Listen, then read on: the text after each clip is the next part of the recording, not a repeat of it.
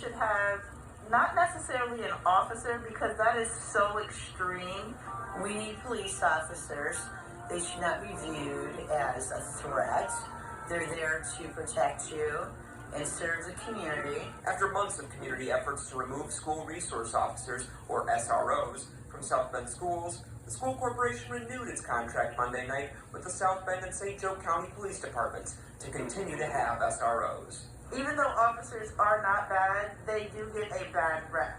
Activist groups like Black Lives Matter South Bend argued that having SROs makes students feel unsafe, especially students of color, and that the money spent on having police in schools would be better spent on counselors who can address problems and work to resolve them at the source. Those counselors could help the children get into after-school programs. They could help them socially if they feel awkward or anything like that, you know, and it could really impact the child's life versus being traumatized by seeing an officer everywhere. But not everyone agrees. They should be in the South Bend schools. We need to make sure the kids are safe. Because of the increased incidence of violence in schools all over the country. A counselor is not going to be able to deal with the situation if someone has a knife on them or a gun on them.